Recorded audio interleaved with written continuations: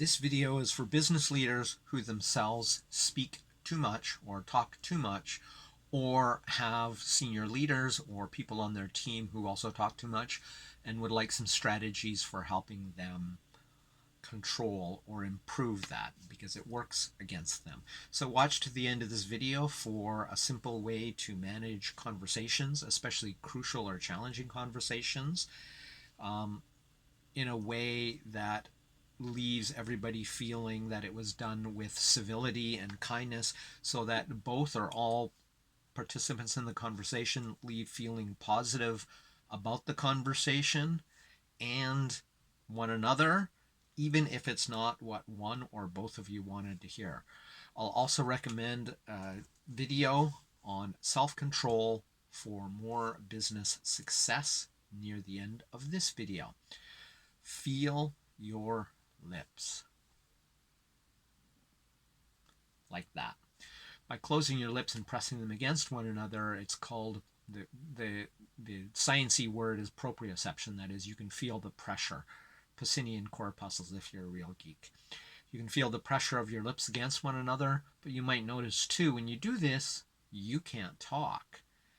So, feel your lips, quiet your mind, and pay more attention to build better relationships in personal and business interactions. And by the way, all business is personal. You're fooling yourself if you think otherwise. Human beings, it's always personal to some degree. Usually more on the very personal rather than the less personal. No matter what words you use, it's personal. So if you learn to manage not talking too much, and especially not interrupting, then it will pay dividends. You pay a high price in both your business and private life, and believe me, I am speaking from personal experience. Talking too much, or even worse, interrupting others, is an immediate social barrier for anyone who does it. I've known I talk too much since at least grade 3, when I was yabbering on about something, who knows what, and somebody across the table from me yelled, "Shut up," and shoved a box, which was at the same height as my mouth, and knocked out one of my front baby teeth. So, needless to say, I've been aware of it for a while. So I used to think I was the exception until COVID happened and I got on Zoom networking meetings, and then realized it only took a few of these Zoom meetings to realize that speaking too much about oneself and speaking too much in general is really quite common and a challenge for the people who manage these meetings. So I thought it was best expressed, or I think it's best expressed, in the movie Fight Club. The narrator, Edward Norton, when people think you're dying, they really listen. Marla Singer, played by Helena Bonham Carter, says in response, instead of just waiting for their turn to speak. So true. Most people in conversations are just staying quiet long enough to let that person finish, to be perceived as polite so they can say what they thought, or to answer the question which they've already answered because they're not really paying mindful attention to the conversation. They're waiting for their turn to speak. So it's hard to control and takes constant vigilance, yet in truth, you can control this at any time, so long as you become mindful and simply choose at the end of your sentence or thought to close your mouth and your lips. It's not easy, but it is simple. If aliens said, "Stop talking now or we'll abduct and eat your family," you would have no problem immediately stopping. So the main reason I interrupt and continue speaking is that I want to get my ideas out before I forget them. This is basically an ADHD thing, and it's not a great thing. It's one of the challenges of having ADHD. But my guess is it's more universal than that from my experience with Zoom meetings since COVID started. I often think of ideas while I myself am speaking about one thing, my mind is already ahead of that. And it's not because I'm special. We think far faster than we listen or we speak. The problem is, without finding a way to capture that and staying mindful on the conversation, this will perpetuate that whole thing. Excuse me, I have to drink a lot during this video because I just about lost my voice today singing to my young English students. So what follows are some strategies to improve your outcomes by speaking less and listening more. Set the intention before you start any interaction. So this is your personal private intention, not necessarily to be shared publicly, though you can do that. It can be anything that helps you accomplish your personal goals for the conversation. The more specific you are about the intention, the better. Saying it to yourself out loud, typically better than just thinking it. So for example, my goal is, I will feel my lips. Again, when your lips touch one another, you can't speak, allowing others to speak, and at least potentially helping you to listen to them better. Understand that most of the interruption actually doesn't come from the outside world. It comes from our minds. So they're speaking to us, but then we're wandering off and not being mindful. That is, in essence, one of the greatest problems, and also, I suspect, why many people interrupt, talk too much, or talk over one another, because they weren't listening to understand that that person isn't finished talking. And boy, do people love people who make them feel listened to.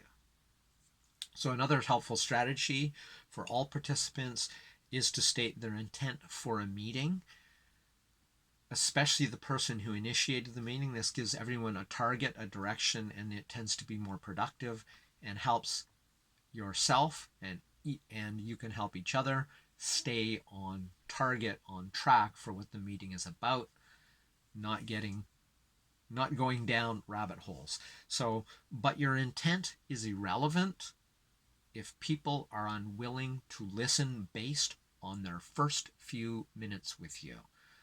So, for example, the way I'm speaking now, if I spoke for this long and you hadn't said anything yet, the conversation probably would have been over 8 minutes ago, if we're 8 minutes in. So, if you initiate the meeting, state your intent for the meeting. My goal, my intent for today is to learn how we can help each other much better. This is especially valuable in first-time meetings on Zoom or whatever, where people then understand. Obviously, you can give them that information beforehand, but stating it out loud, people appreciate it. They understand why they're there in the conversation. So I've naturally done this before giving feedback for things that people may not want to hear. It's not ideal because nobody, by definition, wants to hear something they don't want to hear, but I later read about this technique in an excellent book called Crucial Conversations, which I would highly recommend. So by setting the context and purpose, people are likely to be more receptive to what you have to say, especially in conversations that are crucial and that they or you may hear things you don't want to. So that's the end of the main part of the video, and welcome to the bonus material. Thank you for watching and listening this far. So if it's appropriate for the situation, you can, if they haven't yet, invite others to state their intent for the meeting also, especially if they initiated the meeting. And the sooner you do this in the conversation, the more it will help manage and set the trajectory of the meeting to keep it productive. It sets expectations and intent. It also gives either of you an opportunity to shorten or end the meeting quickly, but with civility. That is, it's like, well, I'm here, I want to sell you life insurance, or I want to see if you're interested in Forex trading or cryptocurrency. I'm going to end it politely, but quickly, unless they push. It's like, well, I'm telling you now, I'm not your customer, and I don't know anybody who is, and I'm not comfortable recommending somebody I don't know about anything like this because it's basically just a spam thing, especially on LinkedIn. So that might be an example. When you learn their intent, when they know your intent, if it's not a good fit, you can either say, okay, how can we help each other? Can we refer to other people who might get benefit from this?